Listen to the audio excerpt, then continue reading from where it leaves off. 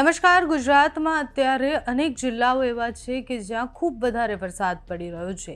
ગઈકાલથી જે તસવીરો આવી છે એ તસવીરો ખૂબ ભયાનક છે. અમદાવાદમાં અનેક જગ્યાઓ એવી છે કે જ્યાં બહુ પાણી ભરાઈ ગયા.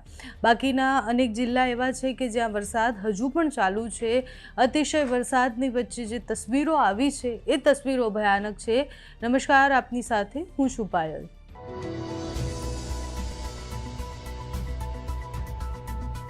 ગુજરાતમાં અત્યારે મેઘતાંડવ જેવી પરિસ્થિતિ છે. 16 જૂનના રોજ જ્યારે ચોમાસું પ્રવેશ્યું એના પછી અતિથી અતિભારે વરસાદ આપણે જોયો. ઘણા બધા જિલ્લાઓમાં મેઘતાંડવ થયા. એના પછી વરસાદે થોડો બ્રેક લીધો.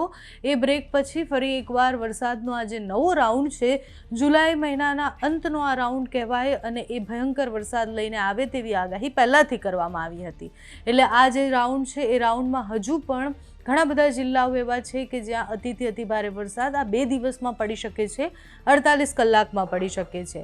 અત્યારે આગામી 3 કલાક માટે 10 જેવા જિલ્લાઓ એવા છે કે જ્યાં અતિભારે વરસાદની આગાહી કરવામાં આવી છે. અનેક જિલ્લાઓમાં ઓરેન્જ અને યલો એલર્ટ આપવામાં આવ્યા છે. 30 થી 40 કિલોમીટર પ્રતિ કલાકની ઝડપે પવન ફૂંકાઈ શકે તેવી સંભાવના છે. 5 દિવસ માછીમારોને દરિયો ન ખેડવાની સૂચના હવામાન વિભાગ દ્વારા આપી દેવામાં આવી છે. રવિવારે ગઈકાલે જે વરસાદ પડ્યો એમાં અમદાવાદના દસકોઈમાં 10 ઇંચ વરસાદ પડ્યો છે. ખેડા, નડિયાદ અને મહેમદાબાદમાં 8 ઇંચ વરસાદ પડ્યો છે. માતરમાં 7 ઇંચ વરસાદ ખાબક્યો છે. એટલે તમે વિચારો કે મધ્ય ગુજરાતમાં કેવો વરસાદ પડ્યો છે. દાહોદ, મહીસાગર, છોટાઉદેપુરના ભાગોમાં પણ વરસાદ પડ્યો છે. ઉત્તર ગુજરાતના અનેક વિસ્તારોમાં પણ વરસાદ પડ્યો છે. હજુ આજે પણ ઓરેન્જ યલો એલર્ટ આપવામાં આવ્યા છે. બનાસકાંઠા, સાબરકાંઠામાં ઓરેન્જ એલર્ટ છે, ત્યાં ભારે વરસાદની આગાહી છે. સાથે જ યલો એલર્ટ બાકીના સૌરાષ્ટ્રના વિસ્તારોમાં છે અને મધ્ય ગુજરાતના અનેક વિસ્તારોમાં યલો એલર્ટ આપવામાં આવ્યા છે. અમદાવાદના દસકોઈમાં 9.72 ઇંચ વરસાદ પડ્યો. નડિયાદમાં 8.35 ઇંચ વરસાદ પડ્યો. મહેમદાબાદમાં 8.15 ઇંચ વરસાદ પડ્યો. માતરમાં 6.81 ઇંચ વરસાદ પડ્યો. આણંદના ઉમરેઠમાં 4.21 ઇંચ વરસાદ પડ્યો. કઠલાલમાં 5.12 ઇંચ વરસાદ પડ્યો. એટલે અનેક વિસ્તારો એવા હતા કે જ્યાં 5 પોઈન્ટની ઉપર એટલે 5 ઇંચથી વધારે વરસાદ પડ્યો છે. બનાસકાંઠાના કાંકરેજમાં 2.82 ઇંચ વરસાદ પડ્યો. ભાભરમાં 3.23 ઇંચ વરસાદ પડ્યો અને મહેસાણાના વિસનગરમાં 2.20 વરસાદ પડ્યો છે. એટલે ડાંગ, અમદાવાદ અને બાકીના વિસ્તારોમાં પણ વરસાદ 2 ઇંચ જેવો પડ્યો છે. અમદાવાદ એટલે આખા અમદાવાદમાં અતિથી અતિભારે વરસાદ પડ્યો એવું નથી.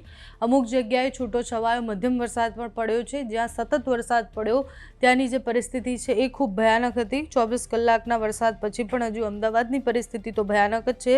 અમદાવાદના પૂર્વ વિસ્તારોમાં વહેલી સવારથી વરસાદની શરૂઆત થઈ ગઈ છે. ગઈકાલના વરસાદ પછી આજે પણ ત્યાંથી જે દ્રશ્ય આવી રહ્યા છે એ દ્રશ્યોમાં દેખાઈ રહ્યું છે કે પાણી એવા ને એવા ભરાયેલા છે. ગાડીઓ જે છે એના ટાયરો ડૂબી જાય એટલા પાણી ભરાયા છે. એ પરિસ્થિતિ પૂર્વ વિસ્તારોની છે.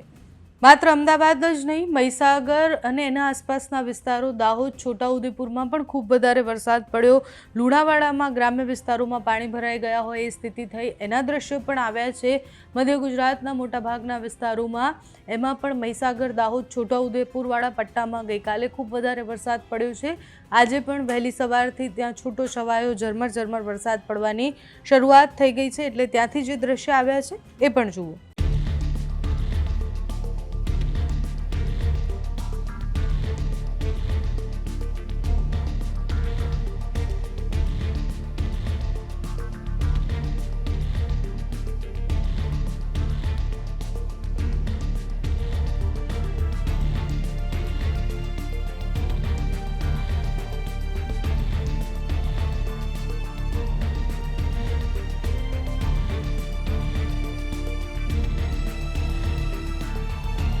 માત્ર વરસાદની તસવીરો પણ નહીં, ડેમની જે તસવીરો સામે આવી છે એ પણ ખૂબ ભયાનક છે. ધરોઈ ડેમ એલર્ટ સ્ટેજ પર છે. દરવાજા ખોલવા પડે એવી પરિસ્થિતિ છે. સાબરમતી જળાશય યોજના ધરોઈમાં પાણીનો જથ્થો 80% થયો છે. ધરોઈ ડેમમાં પાણીની સપાટી 187.955 મીટર ફૂટ પર પહોંચી ગઈ છે. વહીવટીતંત્રએ એલર્ટ આપી દીધા છે. ધરોઈની આસપાસના વિસ્તારોમાં પણ અત્યારે પાણી છોડવામાં આવે એવી પરિસ્થિતિ ધરોઈની થઈ છે. ઘણા બધા ડેમ એવા છે કે જે ડેમમાં નદીમાં આવક જેટલી પાણીની હોવી જોઈએ એ આવક અત્યારે પૂરી થવા આવી છે। વરસાદની હજી શરૂઆત છે, ચોમાસું હજી હમણાં જ બેઠું એવું કહેવાય। એ પરિસ્થિતિમાં પણ અત્યારે ડેમોના પાણી જે છે ઓવરફ્લો થાય તેવી સંભાવનાઓ છે। એલર્ટ આપવામાં આવ્યા છે। ત્યાંથી ભરૂચ અને નર્મદાવાળા વિસ્તારમાં પણ ખૂબ વધારે વરસાદ ગઈકાલે પડ્યો, ત્યાંથી પણ તસવીરો આવી છે। તો ભરૂચ અને નર્મદા અને મધ્ય ગુજરાતના બીજા ભાગો મહીસાગર, લુણાવાડા, છોટાઉદેપુરથી જે તસવીરો આવી છે એ જુઓ।